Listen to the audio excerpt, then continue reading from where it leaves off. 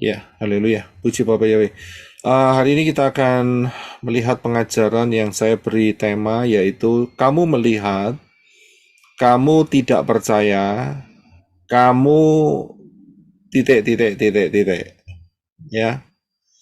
Nah, untuk melihat daftar Elohim dengan benar seperti biasa, kita harus melihat dari kebenaran yang benar, dari sudut pandang yang benar, ya.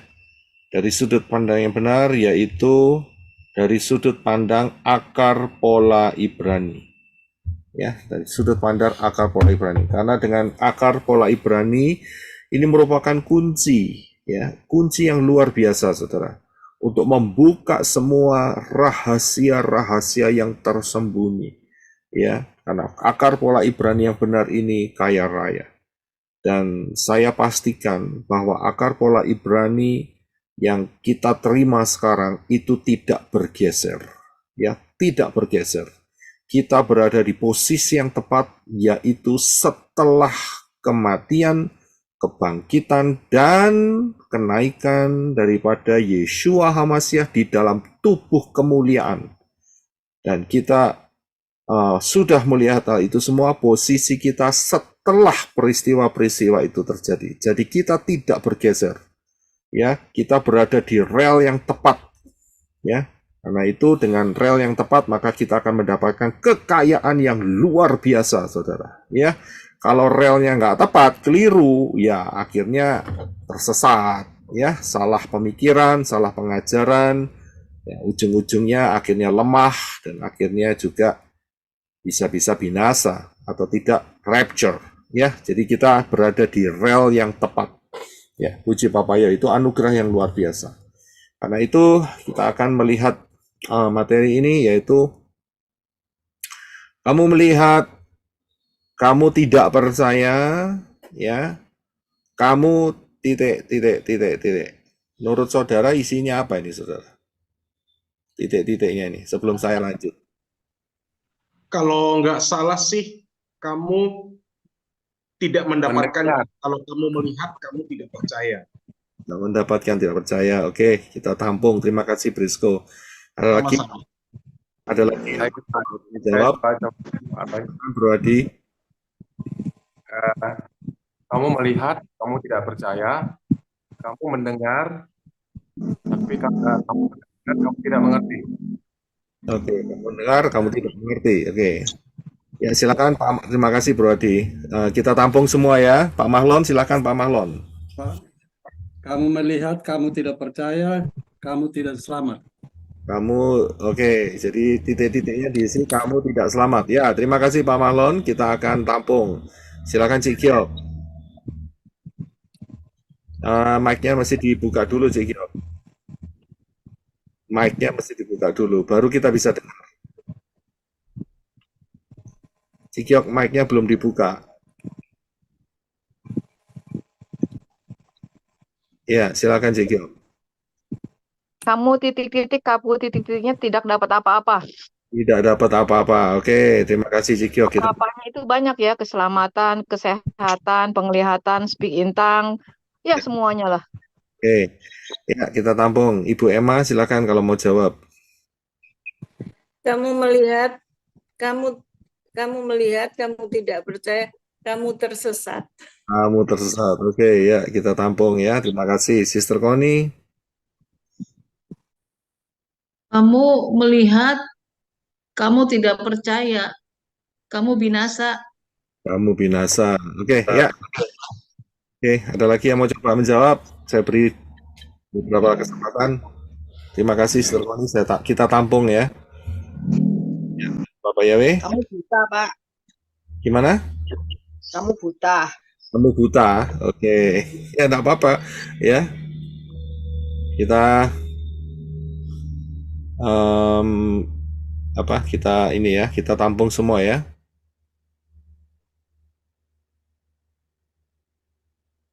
Ya, haleluya. Ya. Ya, puji Bapak Yahweh ya. Baik, kita akan lanjutkan ya. Ini Pak John lagi ada temannya juga yang sedang ikutin. salam kenal juga ya. Haleluya, puji Bapak Yahweh.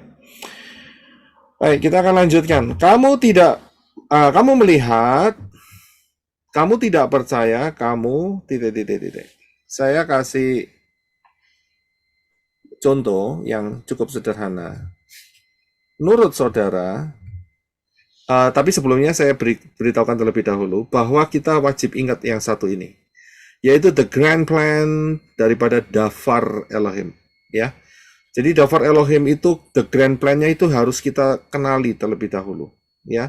Dari sini kita akan melihat dengan jelas. Kalau seseorang tidak paham akan hal ini, nanti biasanya pengajarannya itu dipastikan pasti akan acak-acakan, potong kanan, potong kiri, bangun opini sendiri. Itu sudah pasti.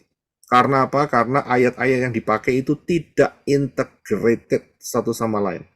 Sedangkan kita dikasih sama Bapak Yahweh itu ayat yang begitu banyak, memang terserak, tetapi integrated satu sama lain. Terkoneksi satu sama lain. Dan lengkap. Kita sudah dikasih lengkap dari sejak daripada Shamayim itu diciptakan, dan kemudian isinya juga dinyatakan.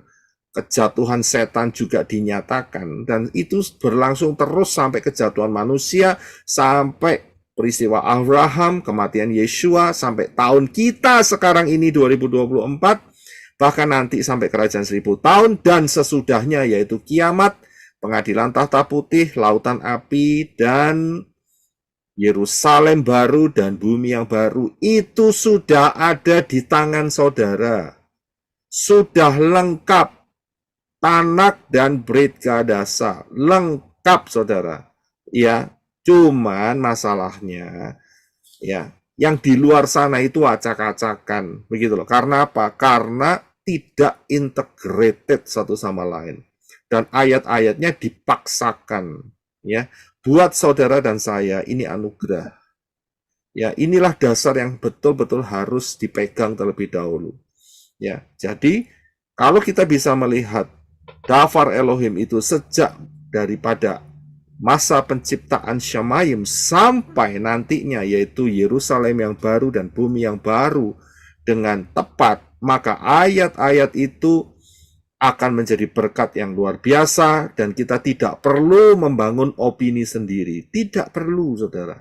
Ya, tidak perlu. Di sana, di luar sana itu ngeri sekali kalau saya lihat.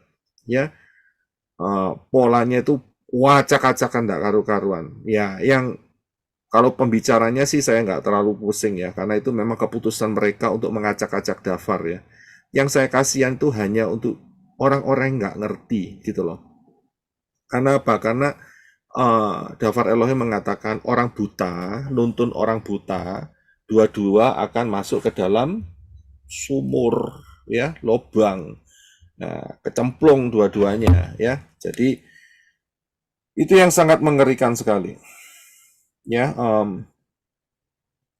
mungkin juga dalam hal ini di tengah-tengah kita ada beberapa yang mengikutin ya, yang dari Malaysia, seperti Pak Brother Nathanael Moshe dari Malaysia dan beberapa teman-teman lagi.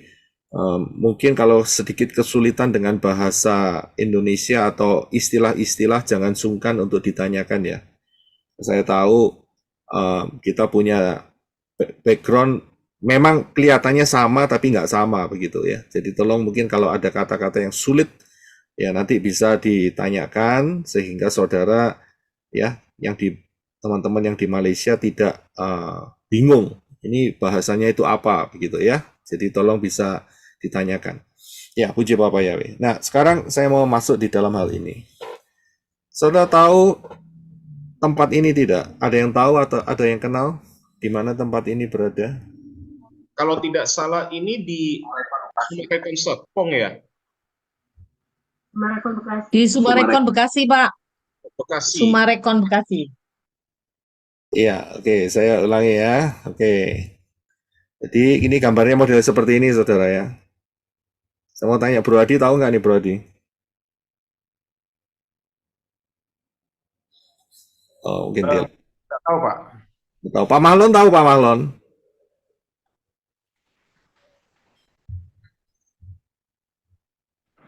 Brother Boas tahu Brother Boas? Kalau Maaf, Pak, dari belum logo tahu. gedungnya smartphone Pak ya. Piramida kebalik itu, Pak. Itu piramida terbalik. Ya, ini yang tahu persis jawabannya ini adalah Pak Herwin. Betul Pak Herwin? Ya, setiap hari saya lewat sini, Pak. Kantor saya dekat situ. Ya. Ya, oke. Jadi saudara tahu ini ya tempat ini di mana? Di salah satu kota di Indonesia dekatnya Jakarta, yaitu di Bekasi. Ya. Nah, kalau saya menyatakan ya sudah dikatakan bahwa tempat ini di Bekasi. Ya. Tadi dikatakan sama Pak Herwin, saya tiap hari lewat tempat ini karena kantornya nggak jauh dari tempat ini. Tapi saya katakan begini, saudara. Saya menyatakan bahwa tempat ini fiktif.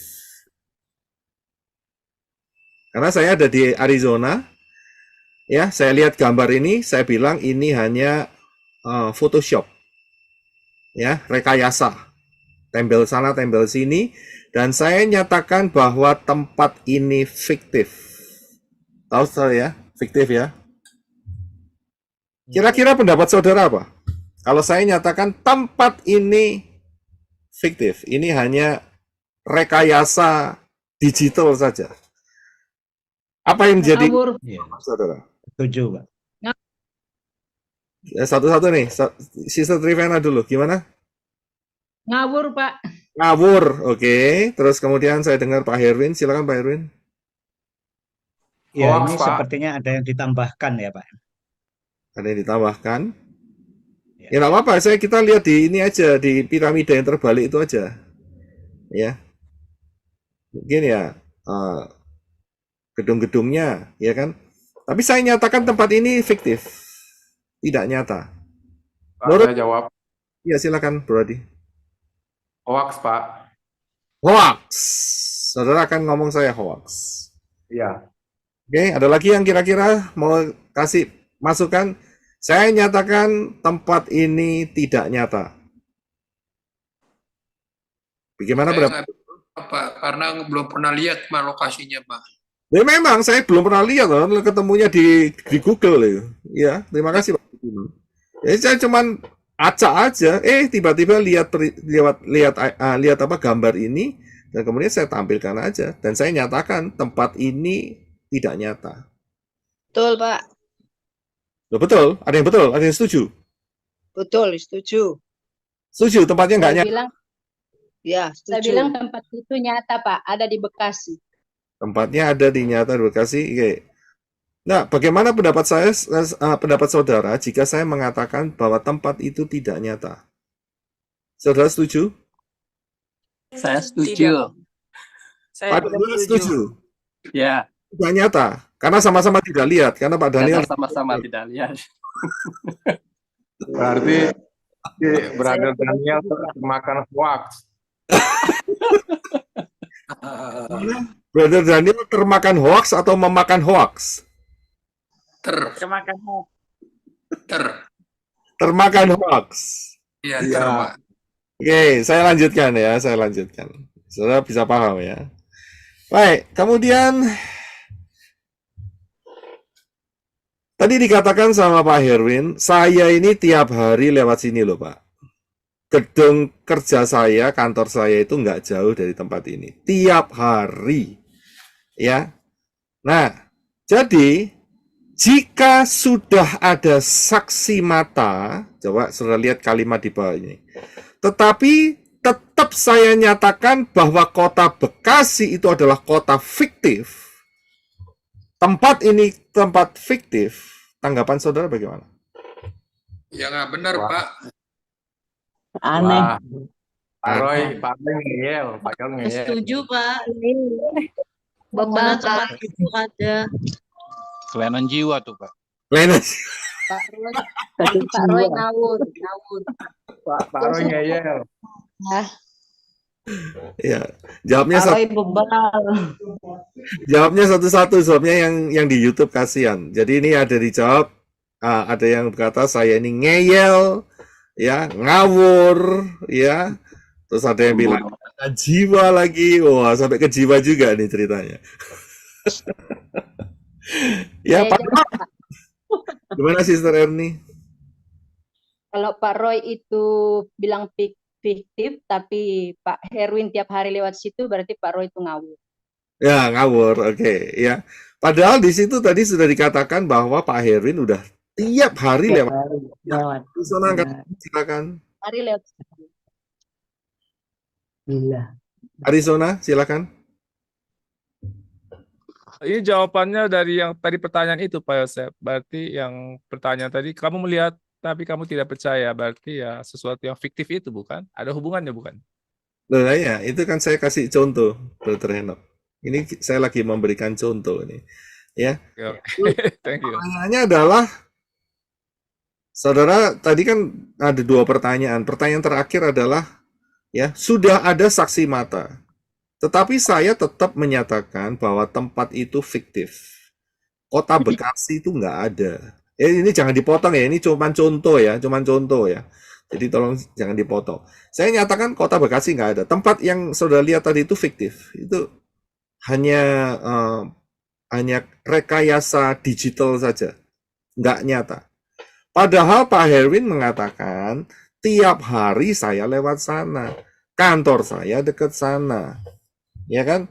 Nah, tadi kan sudah ada pandangan-pandangan, ya kan, ngawur kah, ya kan, kelainan jiwa kah, ya kan, terus ada banyak lagi. Nah, jadi dari sini kita bisa melihat, ya, kalau sudah ada saksi mata dan tetap saya nyatakan bahwa Kota Bekasi itu fiktif, maka itu merupakan sebuah penolakan terhadap fakta kebenaran.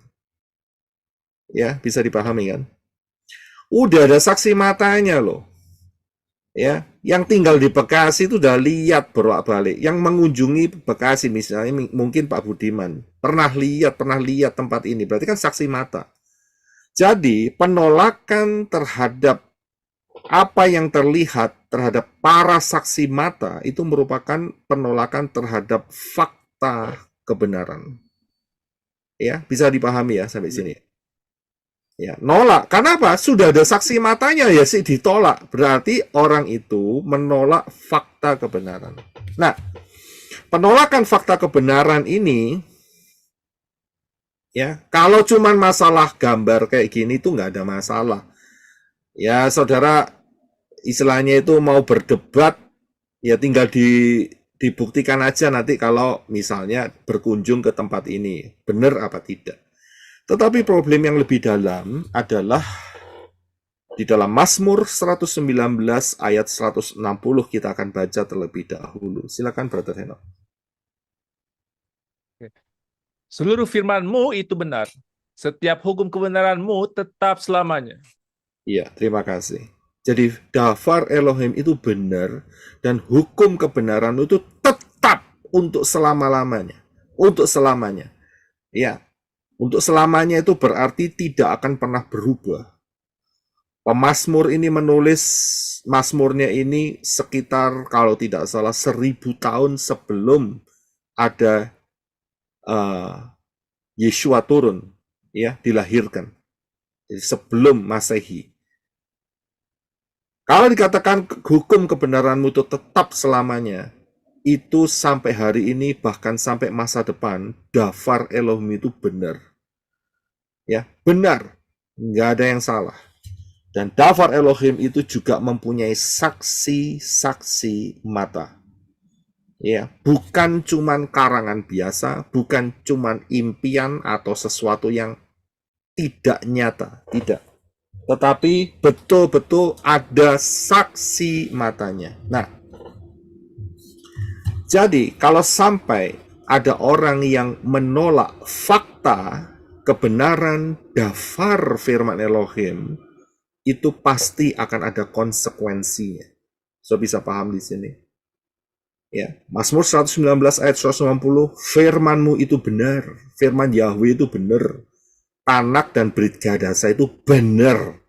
Ya, dan hukum kebenaran-Mu, Torah, itu tetap untuk selama-lamanya. Nah, karena itu jika ada yang menolak fakta kebenaran Dafar Elohim, Seperti tadi, saya berkata kan tadi, ini kota Bekasi ini nggak nyata.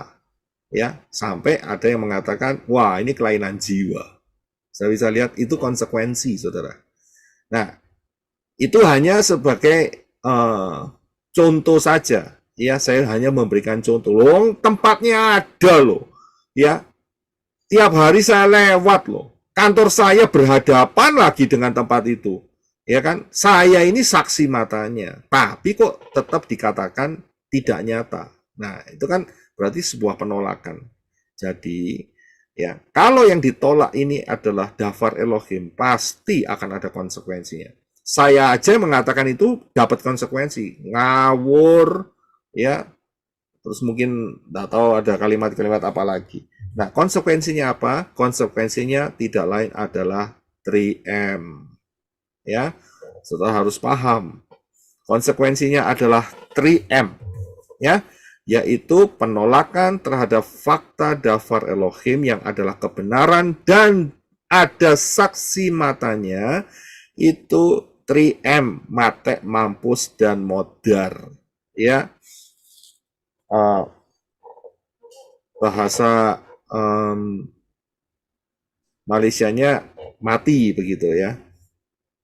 Ya, jadi penolakan terhadap dafar kebenaran akan firman Elohim itu cuma satu jawabannya, yaitu mate, mampus, dan modar. 3M tadi. Nah, saya akan memberikan sebuah banyak peringatan hari ini. Kita akan melihat contoh-contohnya juga. Ya. Dan peringatan ini diberikan oleh Yeshua. Ya, melalui dua peristiwa. Kita akan lihat dua peristiwa tersebut. Yaitu di dalam Lukas 13 ayat 1 sampai yang kelima. Lukas 13 ayat 1 sampai yang kelima. Silakan Brother Henok untuk bisa membacanya. Terima kasih.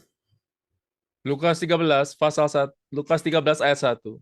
Dan pada saat itu hadirlah beberapa orang sambil menceritakan kepadanya mengenai orang-orang Galilea yang darahnya telah Pilatus campurkan dengan kurban-kurban mereka. 2.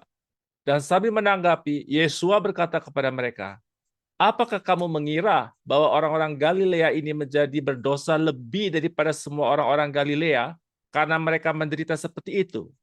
3. Aku berkata kepadamu, tidak. Sebaliknya, jikalau kamu tidak bertobat, maka kamu semua akan binasa dengan cara seperti itu. 4. Atau mereka, ke-18 orang itu yang atas mereka menara di Siloam telah menimpa dan membunuhnya, apakah kamu mengira bahwa orang-orang ini menjadi pendosa lebih daripada semua orang yang tinggal di Yerusalem? 5. Aku berkata kepadamu, tidak. Sebaliknya, jika kamu tidak bertobat, maka kamu semua akan binasa dengan cara seperti itu. Ya, terima kasih. Satu lagi, satu peristiwa yang akan kita lihat, yaitu di dalam Matius 11 ayat 21 sampai 24. Silakan Brother Henok. Ya. Matius 11 ayat 21.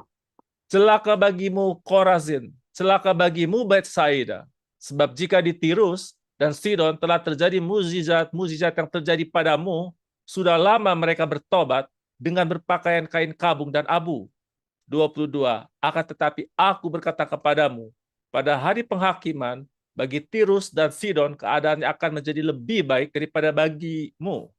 23. Dan engkau Kapernaum, yang telah ditinggikan sampai ke langit, engkau akan diturunkan sampai ke alam maut.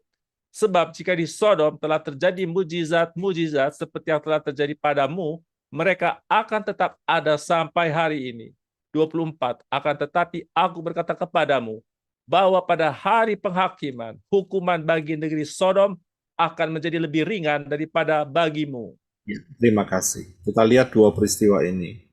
Yang pertama adalah di dalam Lukas 13 ayat 1 sampai 5.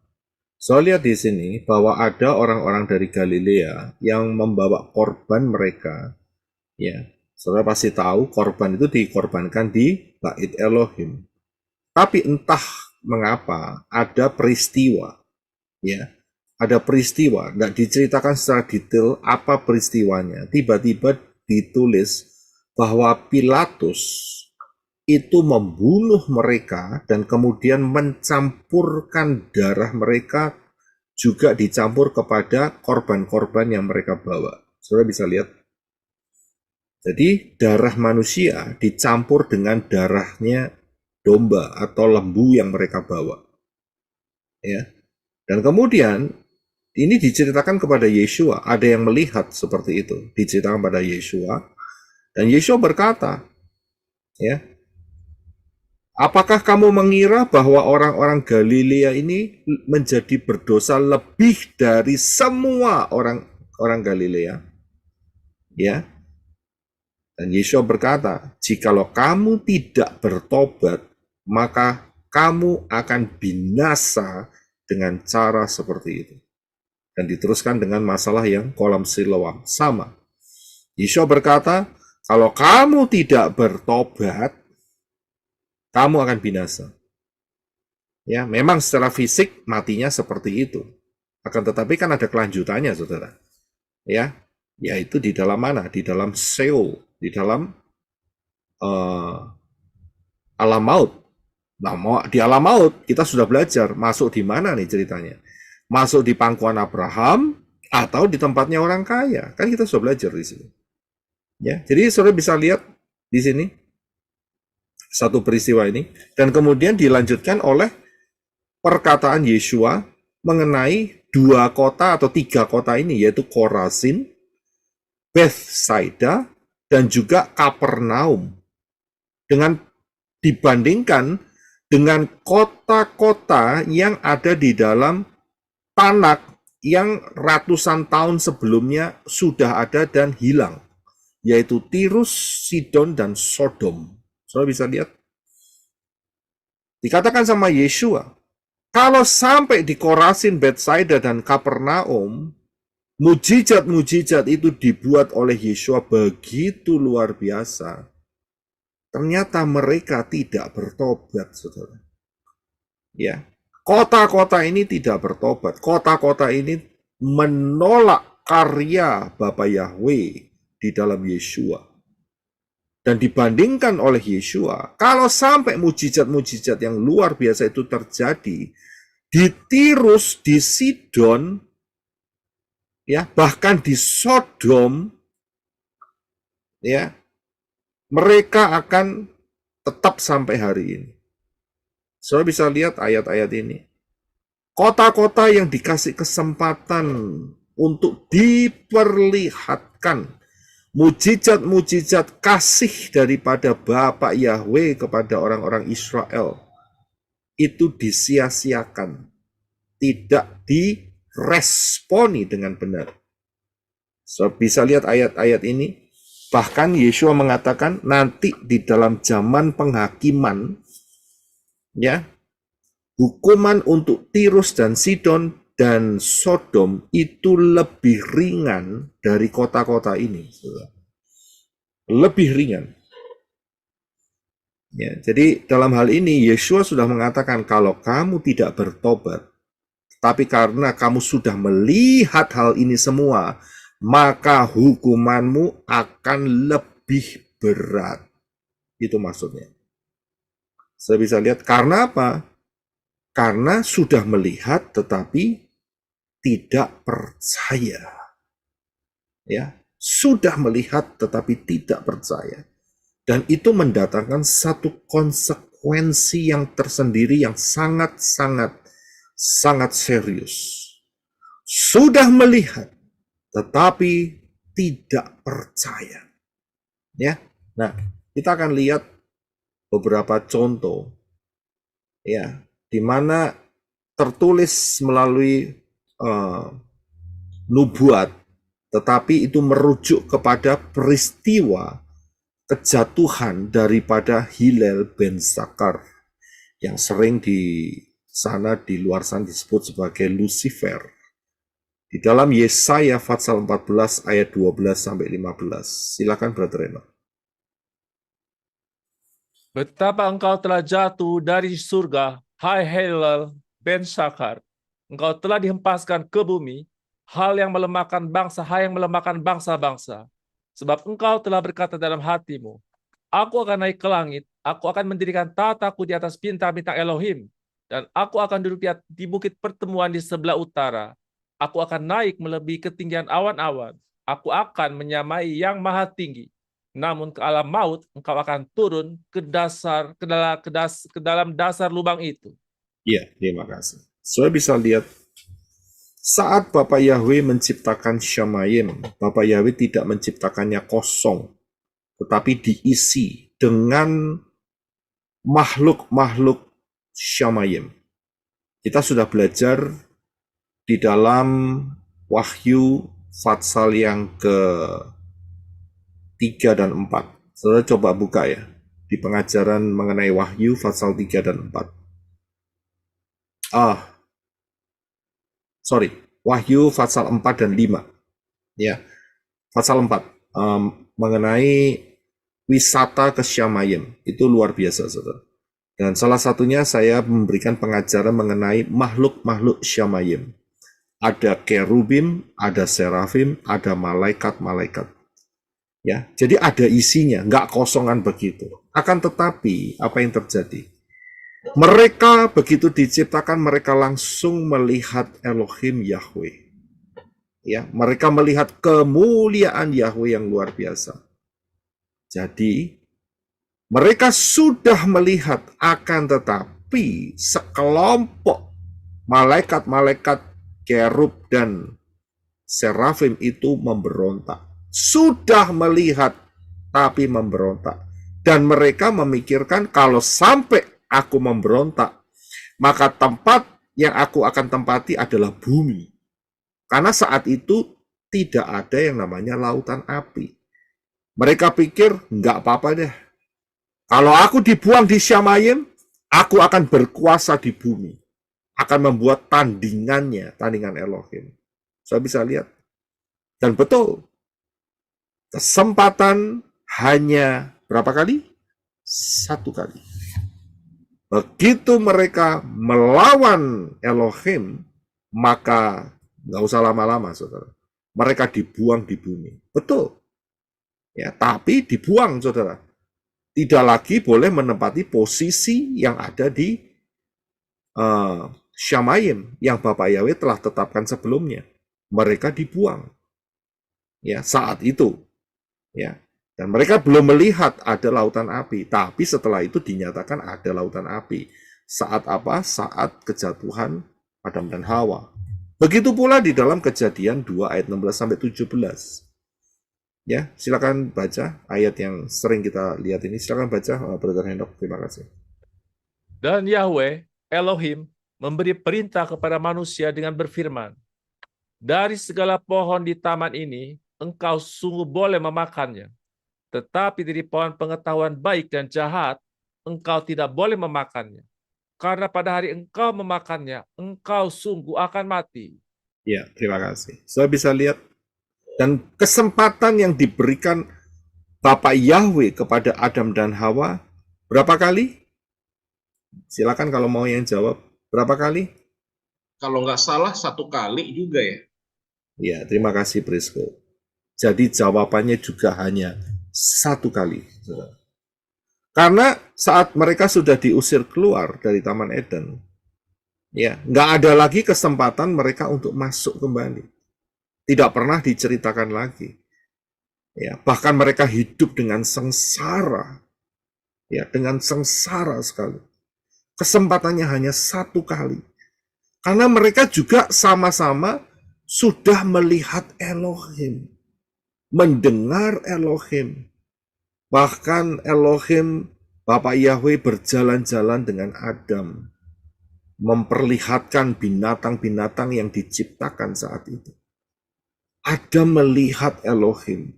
Jadi kesempatannya hanya 1 kali. Nggak ada lain, saudara. Ya, saudara bisa lihat dari sisi kesempatan ini hanya 1 kali. Nah, bagaimana dengan orang-orang yang ada di dalam zaman Nuh? Bapak Yahweh juga memberikan kesempatan. Ya, berikan kesempatan. Kesempatannya berapa lama? Tidak lain adalah kesempatannya adalah 120 tahun. Dikasih waktu 120 tahun, tetapi mereka tidak ada yang bertobat. Yang masuk hanya 8 jiwa saja, beserta binatang-binatang yang mau untuk tunduk atau merunduk. Ya, Kesempatan itu diberikan. Nah, sekarang kalau Satan diberi kesempatan hanya satu kali, Adam hanya diberi kesempatan satu kali, zaman Noah diberi kesempatan 120 tahun, ya, ini satu prinsip yang sering kali diremehkan oleh banyak orang. Sering kali diremehkan. Kenapa? Karena apa? Semakin diberi kesempatan, maka semakin keras hati jika tidak bertobat. Saya lihat, semakin diberi kesempatan, itu sebetulnya level kekerasan hati itu terus meningkat. Mungkin pertama kali belum tahu nama Yahweh. Dikasih tahu menolak sekali. Dia lebih keras. Sedikit. Dikasih tahu kedua kali lebih keras lagi. Ketiga kali lebih tebal lagi hatinya. Dikasih tahu beberapa kali akhirnya mereka menolak. Tidak. Kalau sudah manggil nama Arab, aku tidak akan berubah. Sekali Yunani, tetap Yunani. Toh di Yunani aku dapat mujizat. Toh di Yunani, ya memanggil nama sesembahan Yunani, ya yaitu Yesus, aku dapat kesembuhan. Ya, lebih keras, saudara. Dikasih tahu, itu bukan nama. Ya, itu salah penyebutan dan menjadi dewa daripada dewa Yunani tahun 325 dari Konsili Nisea. Tapi nggak mau tahu, ya. Toh juga banyak orang yang melakukan hal yang sama-sama menyembah nama Yunani, yaitu si Yesus itu, dan mereka juga oke-oke saja. Jadi kenapa harus kembali kepada atau mengikuti kepada Yeshua, Yod Shin Waw Ayin? Saya lihat orang-orang yang seperti demikian, dikasih kesempatan semakin keras hati, ya. Dan kalau tidak mereka bertobat, nah ini dia, parah saudara. Ya, di dalam Ibrani 3 ayat 13 dan 15, silakan Brother Henok untuk baca. Hendaklah setiap hari kamu saling menasihati, selama masih dapat dikatakan hari ini, supaya jangan ada seorang pun dari antara kamu menjadi keras hatinya oleh tipu daya dosa. Seperti yang dikatakan, hari ini jika kamu mendengar suaranya, janganlah keraskan hatimu seperti saat pemberontakan itu. Iya, terima kasih. Saya pernah mengatakan bahwa ukuran manusia itu adalah hari ini. Ya, hari ini. Karena itu di dalam kitab Ibrani dikatakan, kalau sampai hari ini kamu dinasehati untuk percaya kepada Bapa Yahweh dalam Yeshua HaMashiach. Saya yakin ya yang di Zoom meeting sudah masuk, punya pengenalan, pemahaman yang baik. Tapi ini khusus untuk bagi saudara-saudara yang di luar, yang mungkin hari ini mendengar melalui YouTube channel, ya, dan mungkin yang di kemudian hari menemukan channel ini. Saat saudara dikasih tahu melalui apa yang menjadi pemberitaan Dafar Elohim hari ini, firman Elohim hari ini, dan saudara mengeraskan hatinya, mengeraskan hati saudara, maka saudara naik satu level, ya, yaitu ketebalan hati saudara akan bertambah. Dan kalau terus saudara lakukan itu, maka di satu titik hatimu akan menjadi batu, ya, tidak bisa ditembusi lagi, dan ujung-ujungnya adalah keras hati. Ya, Sister Trivena ada di sini? Siap, ada Pak. Ya, silakan diulangi lagi Sister Trivena, karena kepotong tadi. Ya, oke, baik, puji Bapak Yahweh. Ya, saya sangat bersyukur ya, sambil menyiapkan tadi ada terus dengungan-dengungan setan, dia menuduh gitu ya. Tapi aku langsung tolak, dia menuduh gara-gara kamu sih, gara-gara kamu sih. Jadi aku tolak dalam nama Yesus apa saya ya. Dan puji Yahweh, memang dia sangat tidak senang karena memang ini sudah cukup lama pesan dan hari ini ada momen ya. tadi seperti yang Pak Yosef sampaikan, sementara menyampaikan tentang kekerasan hati, itu Roh Kudus langsung bicara, ini yang aku katakan kepadamu, ayo sampaikan lagi supaya semakin banyak orang-orang yang melunakkan hati gitu, ada peringatan. Jadi saya ulang, tahun 2012 itu ya ada satu lubang besar, dan saya sudah sempat saksikan pada minggu kemarin, satu lubang besar yang yang itu saya sampaikan yang sempat disaksikan oleh salah satu yang pernah Pak Yosef bacakan. Ya, jadi di tengah lubang besar itu ada seperti saringan ya, saringan itu warnanya perak. Dan di atas saringan itu berbaris hati, dan kemudian ada punggung tangan. Ya, punggung tangan itu mengambil satu persatu. Jadi hati yang pertama yang saya lihat pada saat itu adalah waktu punggung tangan mengambil satu hati itu, meremasnya di atas saringan itu, cairannya keluar, cairan hitam pekat begitu. Jadi kotoran daripada hati itu keluar, dan dia melalui saringan itu. Dan kemudian hati itu karena sudah bersih, dia terbang, saya nggak tahu kemana ya.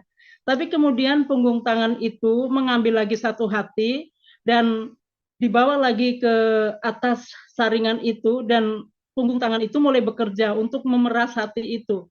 Tetapi sudah berkali-kali punggung tangan itu saya lihat berusaha memeras hati itu, tetapi dia tidak bisa diperas, tapi justru dia semakin menghitam, semakin mengeras sehingga punggung tangan itu ya tidak mampu lagi istilahnya. Lalu hati itu terlepas begitu saja, langsung masuk ke lubang yang besar itu. Jadi saya diingatkan untuk sampaikan kembali, ayo untuk kita semua maupun yang mendengar, jangan sampai kita mengeraskan hati. Ya, firman Tuhan hari ini mengkonfirmasi, dan saya juga dikonfirmasi oleh Ruah Yahweh Elohim, ayo sampaikan, inilah pesanku yang aku berikan kepadamu 2012 yang lalu, yang saya dapatkan di dalam doa, waktu penglihatan di dalam doa ya, waktu itu. Jadi puji Bapak Yahweh, hari ini waktunya rupanya, jadi harus disampaikan.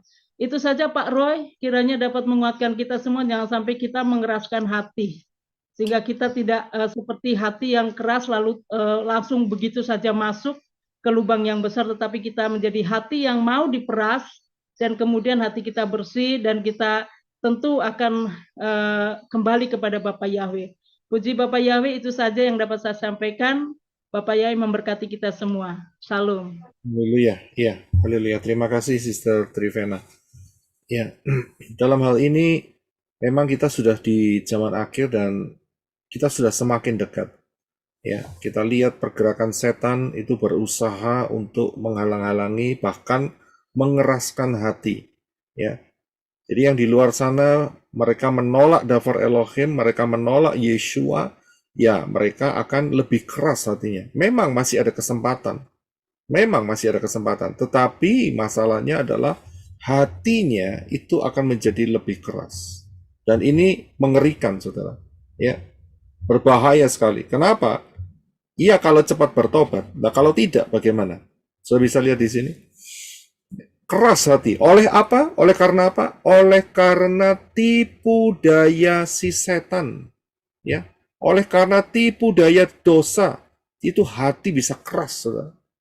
Karena itu saat saudara mendengarkan Davar Elohim, mikir dulu, ya, jangan mengucapkan langsung sehingga ucapan saudara akan menjadi bumerang.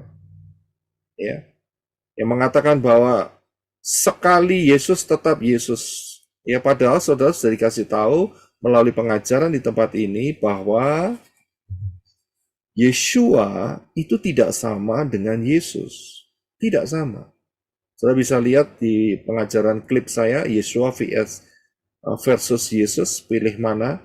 Ya, tidak sama, saudara. Ya, dua pribadi yang berbeda. Jelas sekali. Saudara bisa lihat di dalam pengajaran agama hybrid, agama duo hybrid, saya jelaskan secara gamblang di sana. Siapakah pribadi Yeshua? Siapakah yang disebut sebagai Yesus? Ya, kalau saudara menerima hal ini dan saudara langsung mengucapkan kata-kata yang menolak, ingat, yang ditolak itu bukan saya. Saudara nggak nolak saya. Saudara nggak ada hubungannya dengan saya.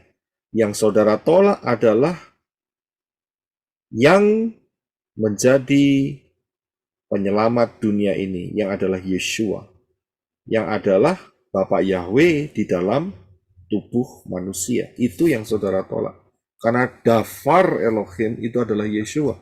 Saudara tolak, mau kemana sekarang? Saudara mau mengarahkan hidup saudara mau kemana? Kalau sudah mau menolak si pemilik Syamayim yang benar, mau masuk kemana? Mau masuk surganya yang di mana? Nggak ada. Ya, di dalam alam roh itu hanya ada dua tempat. Kalau tidak ada di Syamayim, ya di dalam lautan api. Cuman ada di sana. Ya, memang sementara lautan api masih kosong. Yang ada adalah tempat penjara, yaitu yang ditempati oleh orang kaya. Ya, di dalam peristiwa orang kaya dan Abraham. Ya, disitulah tempatnya, yaitu di Seol, ya, tempat penyiksaan. Jadi jangan keraskan hati. Ini salah satu contoh kecil. Kemudian sering saya ungkapkan, tidak lagi boleh menyembah perayaan-perayaan pagan. Ya, Natal 25 Desember, kemudian Easter, apalagi hari ini Imlek, gak boleh. Karena apa? Karena akarnya itu adalah dewa-dewa penyembahan yang merupakan kekejian daripada Bapak Yahweh. Bapak Yahweh nggak suka, ya, anak-anak Bapak Yahweh merayakan Imlek. Ya, itu di dalam alam spiritual itu berbahaya sekali, bahkan itu mengerikan sekali. Itu merupakan perjinahan. Ya, perjinahan roh. Ya, orang melakukan perjinahan itu mengerikan, belum lagi penyakitnya dan konsekuensi. Inilah yang terjadi. Betul-betul, ya, kita harus betul-betul hati-hati di dalam hal ini. Ya, saudara meresponi dengan tidak benar, menolak, berarti saudara menolak si pemilik daripada Syamayim. Ya, kalau sudah ditolak ya cuma satu tempat, yaitu di lautan api. Ya, kita lihat baca ayat selanjutnya, yaitu di dalam Yohanes pasal yang ke-8 ayat 24, 56 dan 59. Silakan Brother Henok untuk bisa baca. Terima kasih. Yohanes 8, 24. Oleh karena itu aku berkata kepadamu bahwa kamu akan mati dalam dosa-dosamu. Sebab jika kamu tidak percaya bahwa akulah Dia, maka kamu akan mati dalam dosa-dosamu. Abraham, bapakmu, bergembira karena dia dapat melihat hariku, dan dia telah melihatnya dan bersukacita.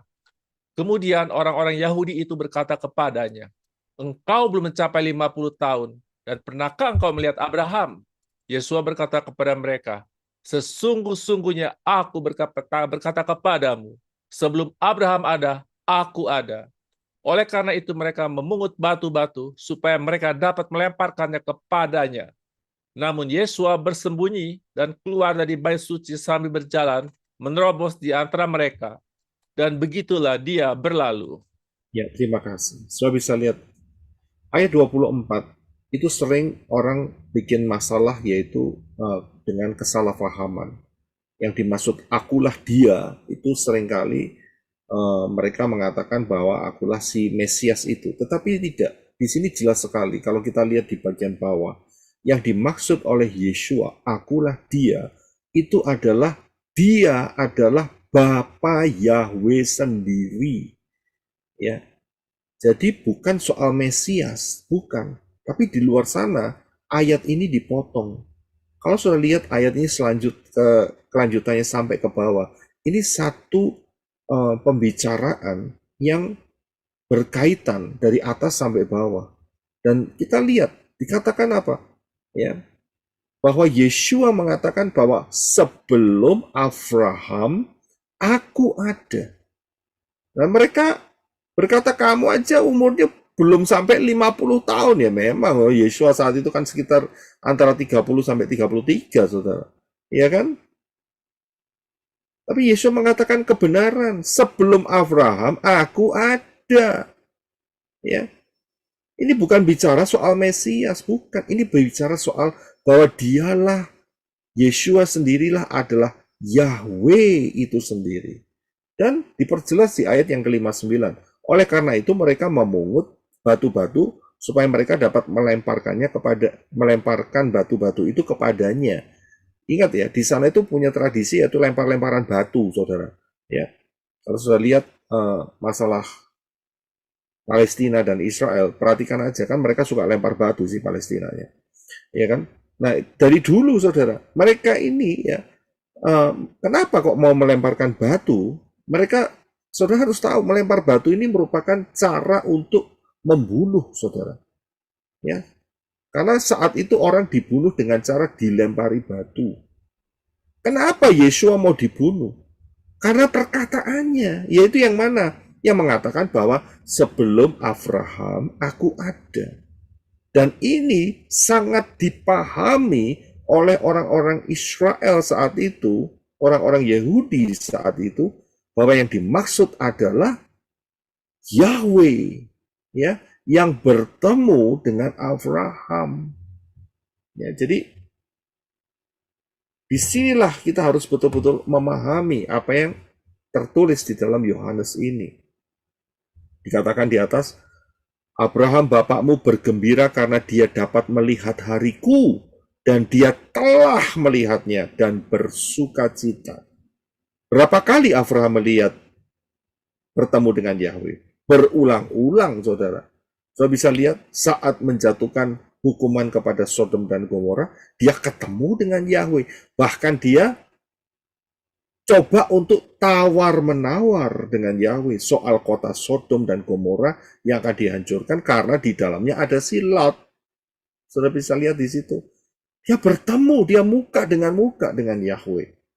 Ya, karena itu jelas sekali. Ya, ayatnya mengatakan kalau kamu tidak percaya bahwa akulah dia, maka kamu akan mati dalam dosa-dosamu. Ya, di mana tempatnya? Di tempatnya adalah di tempatnya orang kaya, ya, yaitu di dalam alam kematian, ya, di dalam alam kematian di bagian penyiksaan, ya. Disitulah tempatnya, di Sheol, tempat alam kematian, tapi bagian penyiksaan. Kamu akan mati dalam dosa-dosamu. Karena apa? Karena mereka melihat Yeshua, ya, dan Yeshua adalah saksi.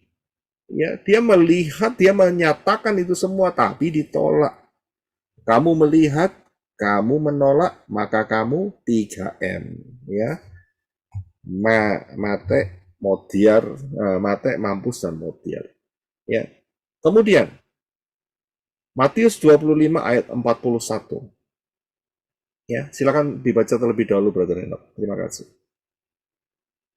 Lalu dia akan berkata pula kepada mereka yang di sebelah kiri, hai orang-orang yang terkutuk, enyala daripadaku ke dalam api kekal yang sudah disediakan bagi Satan dan para malaikatnya. Ya, terima kasih. Saudara bisa lihat bahwa lautan api itu sebetulnya dikhususkan untuk Satan dan para malaikatnya. Akan tetapi, ya, manusia dikasih kesempatan berulang-ulang, dikasih tahu keselamatan datang dari Israel, yaitu melalui Yeshua HaMashiach, bukan dari Yunani, ya, yang tidak ada ujungnya di mana dasar fondasinya. Tapi orang tersebut dikasih tahu menolak, ya, dikasih tahu menolak. Siapa yang lihat pengajaran di sini, saudara menolak, hati-hati. Berarti level saudara akan tambah tebal hati saudara untuk menjadi keras, ya. Dan ujungnya di mana? Ujungnya adalah api yang kekal. Ya, karena itu lautan api bukan hanya untuk Satan dan malaikatnya, padahal untuk manusia tidak direncanakan masuk di sini, tapi banyak yang akan kecemplung di sini, akan masuk di dalam lautan api. Mengapa? Karena menolak saksi yang benar, dafar Elohim yang penuh saksi mata. Itu yang ditolak. Saya bisa lihat Saya pernah mengajarkan hal ini di pengajaran dosa sempurna. Saudara coba lihat pengajaran ini. Ini penting sekali. Jangan sampai ada yang melewati garis batas ini. Kalau sudah melewati, tidak terasa, saudara. Ya, kelihatannya masih hidup, tapi sebetulnya sudah ditolak untuk tidak akan pernah masuk ke dalam sorga. Ya, tidak pernah masuk lagi ke dalam syamayim atau sorga. Ya, lihat pengajaran di tempat ini. Nah, kalau begitu, pertanyaannya adalah bagaimana jika telah menerima kebenaran Dafar Elohim, tetapi kemudian ragu-ragu. Ya, jadi kasusnya ini adalah bukan belum menerima kebenaran ya, belum menerima kebenaran. Kalau belum menerima kebenaran ragu-ragu ya sama aja tidak percaya. Tapi pertanyaan saya adalah bagaimana jika telah menerima kebenaran Dafar Elohim, ya, tapi kemudian ragu-ragu. Ya, kira-kira jawabannya bagaimana? Ada yang mau coba jawab enggak? 3M, Pak Roy. 3M. Oke. Ya. Kita tampung dulu. Terima kasih untuk jawabannya. Ada lagi? Sudah menerima Dafar Elohim kebenarannya, tapi langkah selanjutnya ragu-ragu dia. Seperti Yohanes Pembaptis, Pak. Seperti Yohanes Pembaptis. Paling kecil di kerajaan Elohim. Oke, terima kasih, Sister Endang. Ya, kita tampung. Ada lagi? Ada lagi? Nggak ada? Yang sama setan. Ragu-ragu. Gimana, Sister Ruth, Nara? Orang itu ngasih celah sama setan kalau dia ragu-ragu. Memang betul, memang betul. Memang dia kasih celah sama setan. Ya. Jadi Ragu berarti nggak percaya. Ragu-ragu itu bukan tidak percaya, setengah percaya. Tidak. Dan akhirnya tidak percaya. Memang tergantung. Menghalangi langkah dia Pak untuk lebih lanjut masuk dalam kebenaran. Menghalangi ya langkah dia. Oke, terima kasih untuk masukannya. Jadi kita akan melihat bagaimana kalau jika seorang telah menerima Dafar kebenaran dan kemudian dia ragu-ragu. Ya, kita menemukan 1M lagi, Saudara. Ya. M yang untuk kasus ini adalah jawabannya adalah melorot. Tahu melorot? Ya. Saudara tahu melorot? Jatuh Pak. Turun. Turun ya. Ya, jadi tolong diterjemahkan untuk membantu teman-teman kita yang dari sahabat-sahabat kita yang dari Malaysia. Mungkin tidak tahu kata melorot. Ya, melorot ini dia jatuh posisinya. Ya, sudah percaya Dafar Elohim tapi ragu-ragu, tapi masih ada kesempatan untuk selamat. Posisinya cuma satu, saudara. Satu kampung dengan Yohanes Pembaptis. Ya, satu kos-kosan dengan Yohanes Pembaptis. Disitulah levelnya. Ya, nah, coba kita akan baca ya ayatnya. Karena keraguan-raguan inilah maka Yohanes Pembaptis jadi yang terkecil, yaitu Matius 11 ayat 2 sampai 3. Ya, silakan Brother Enak untuk baca.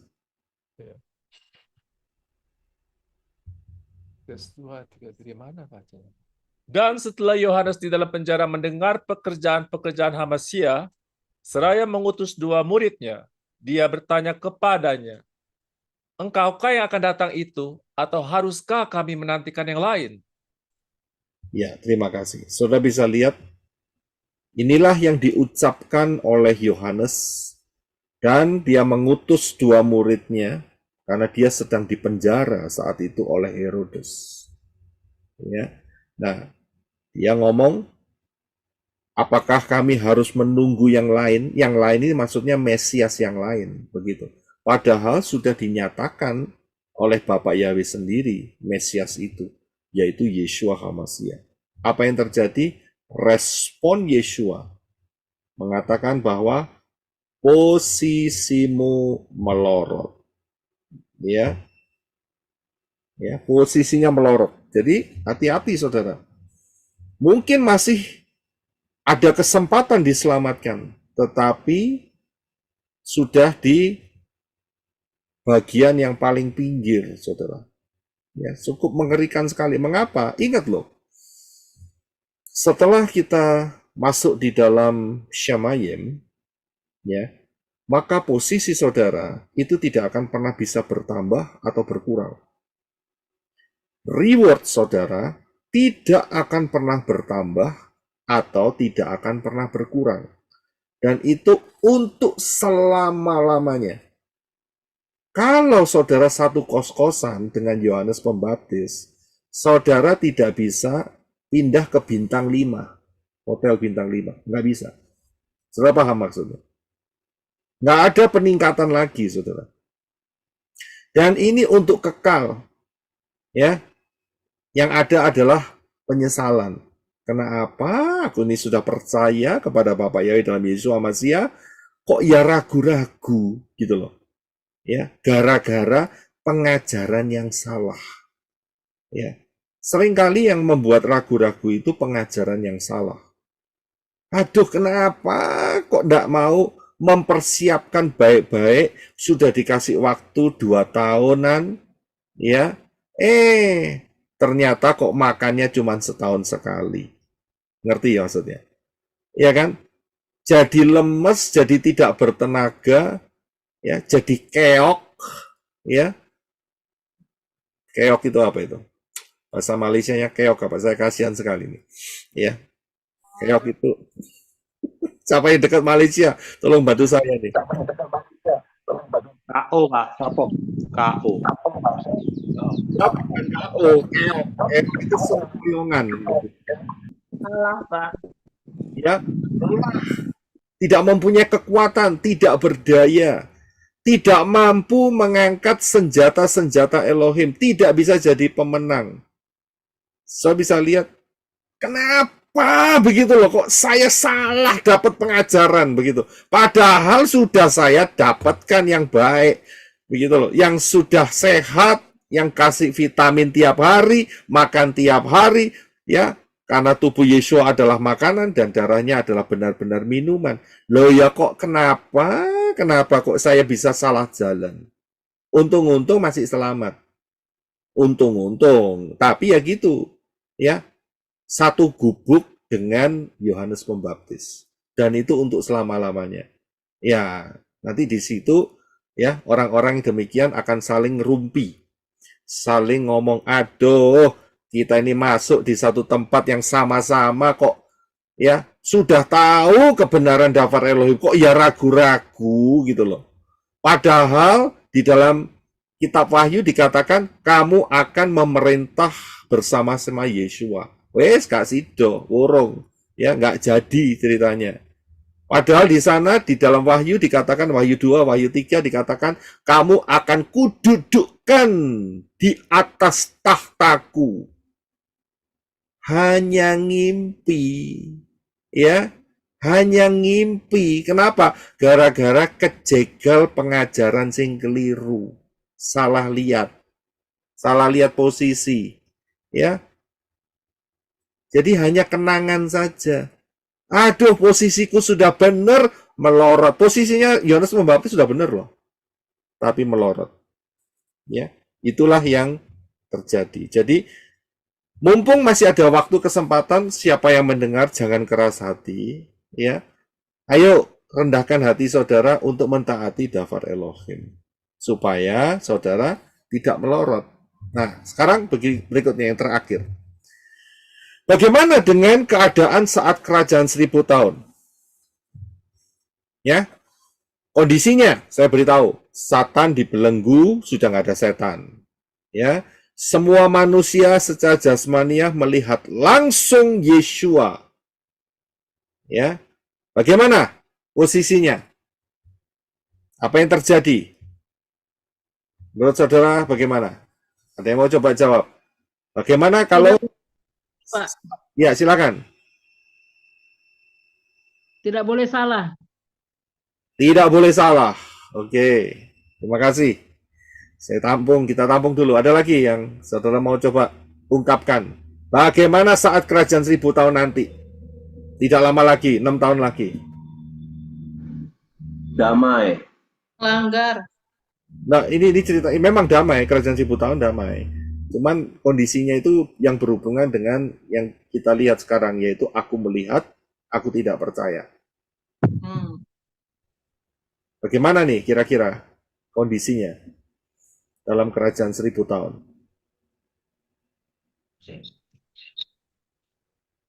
Langsung dihakimi, Pak, langsung dikeprok gitu ya. Langsung dihakimi, langsung dikeprok.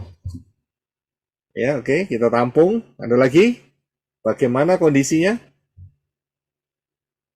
Ya, kalau saat ini kondisinya adalah hati yang terus menebal.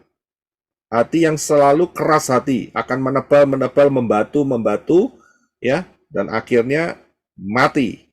Ya. Kenapa? Ya, karena mereka masih hidup tetapi sudah ditolak. Bagaimana dengan yang di kerajaan 1000 tahun? Ya, jawabannya adalah di dalam kerajaan 1000 tahun, kondisinya setan dibelenggu selama 1000 tahun, dan kemudian manusia jasmania melihat langsung Yeshua dan saudara dan saya yang masuk rapture dengan tubuh kemuliaan. Karena itu bentuk pemerintahan kerajaan 1000 tahun adalah tertulis di dalam Wahyu 2 ayat 27. Silakan Brother Enoch. Memerintah mereka dengan tongkat besi. Mereka akan diremukkan seperti tembikar tukang periuk, sama seperti yang ku terima dari Bapakku. Iya, terima kasih. Saudara bisa lihat mereka, ya, yang kata mereka yang pertama, memerintah mereka, ya, dan mereka ini akan diremukkan. Itu adalah orang-orang yang dalam tubuh jasmania. Ya, kata mereka ini, memerintah mereka, yaitu memerintah mereka yang di dalam tubuh jasmania dengan tongkat besi.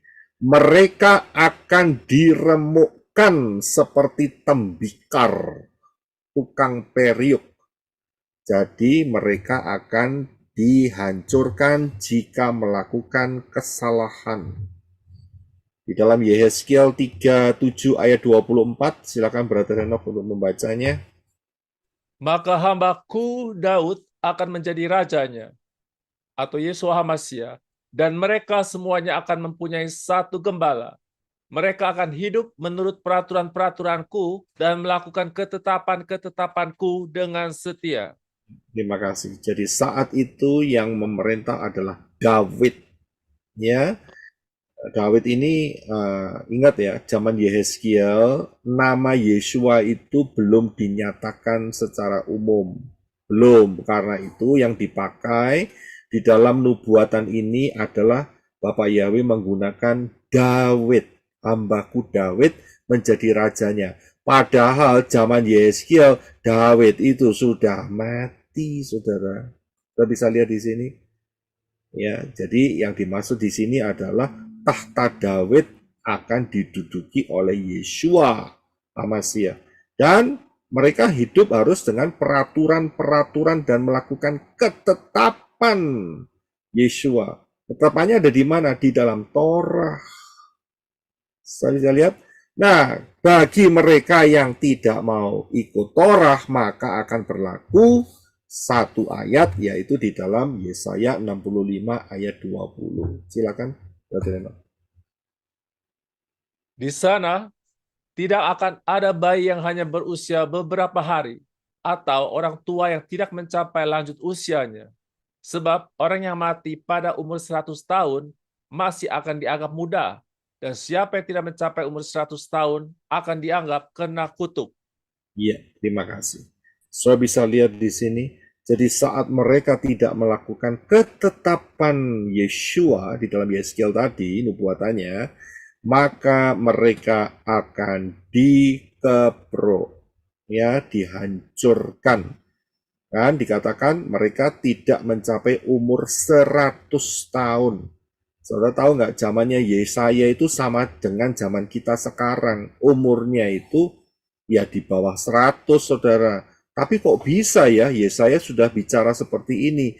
Ya, Yesaya diinspirasi oleh Ruah Yahweh Elohim untuk menuliskan nubuatan ini untuk kapan masanya? Tidak lama lagi, 6 tahun lagi, yaitu kerajaan 1000 tahun. Jadi dalam kerajaan 1000 tahun, kalau sampai ada orang yang usia tidak mencapai 100, berarti dia kena kutuk alias dikeprok. Ya, jadi saudara paham. Mengapa kok begitu?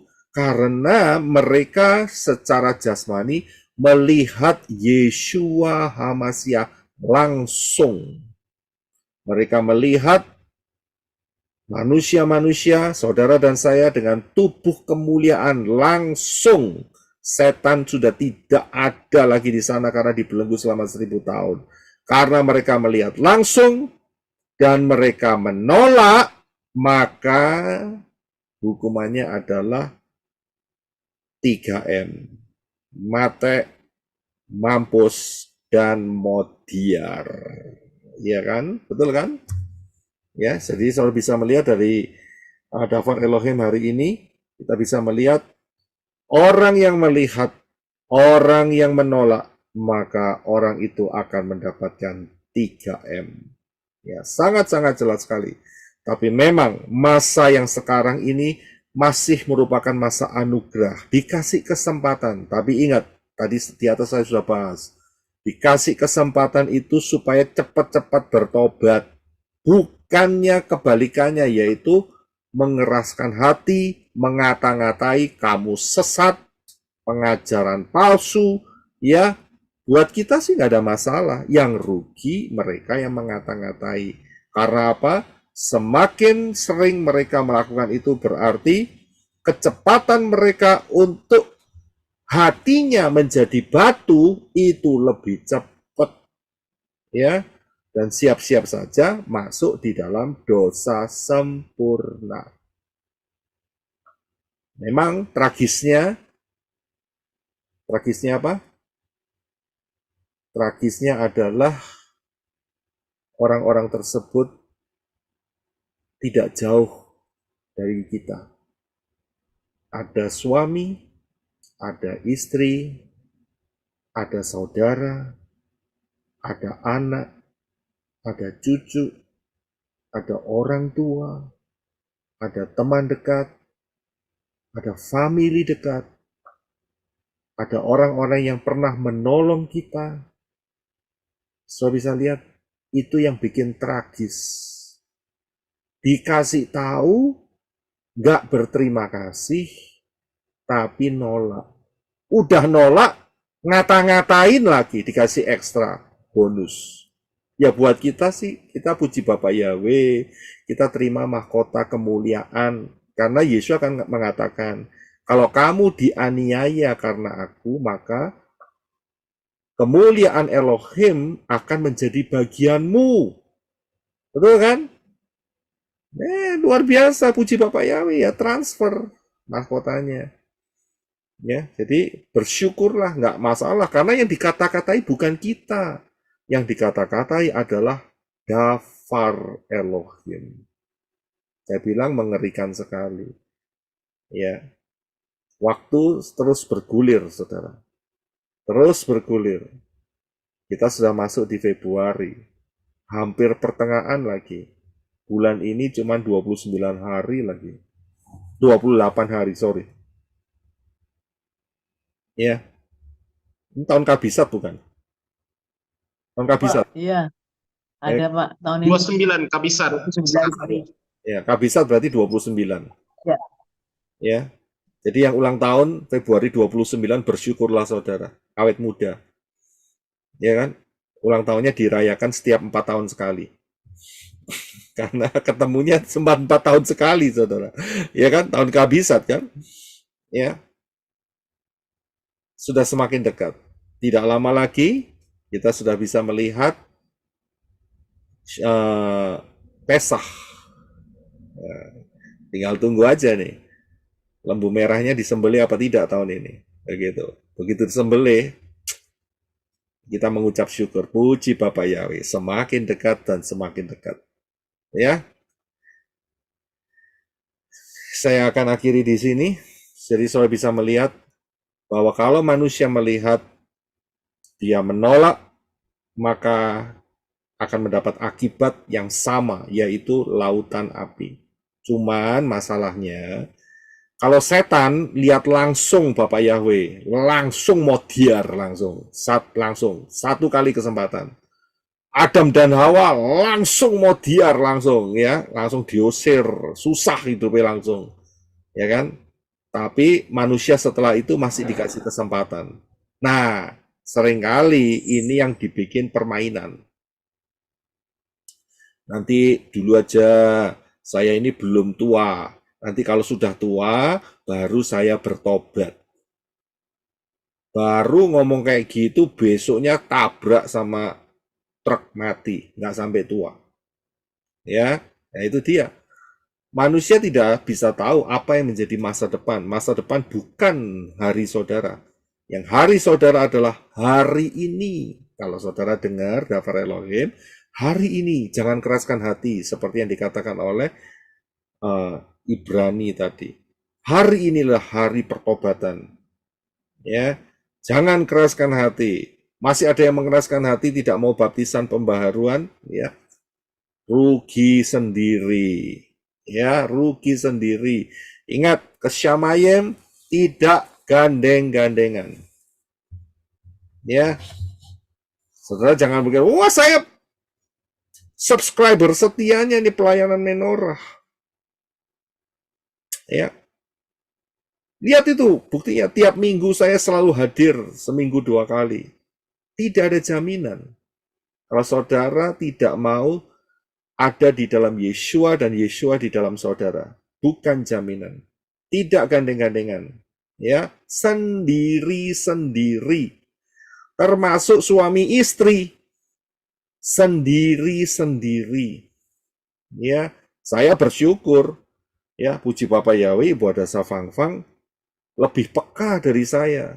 Ya, dulu hati saya lebih tebel, dablek begitu loh, ya kan? Tapi puji Bapak Yahweh saya lihat karya Bapak Yahweh luar biasa, pengorbanannya ya. Banyak hal yang dia lakukan dan itu memberikan efek dalam kehidupan saya. Tapi tetap masuk Syamayim sendiri-sendiri. Ya, harus diperhatikan. Nggak ada yang gandeng-gandengan. Cuman satu kalau mau gandeng-gandengan. Apa syaratnya? Hanya satu yang bisa gandeng-gandengan. Syaratnya apa? Tuh, nggak ada yang tahu. Oke. Anak yang belum akil balik. Ya. Oh, iya. Cuman itu yang boleh gandengan. Asal anak itu juga dididik dengan yang benar. Begitu loh. Ya kan? Disitulah dia masih bisa ngikut iman orang tuanya. Itu masih boleh. Begitu, masih ada perkecualian. Tapi ya, sampai di sana ya dia belum bisa berbuat apa-apa ya. Istilahnya ya, namanya masih anak-anak. Saya bisa lihat. Tetapi selain daripada itu, kita sendiri-sendiri. Amin. Puji Bapak Yahweh, tidak saya perpanjang, kita akan masuk di dalam worship ya. Oke, puji Bapak Yahweh. Haleluya. Saya akan bergabung dengan tim yang di Arizona.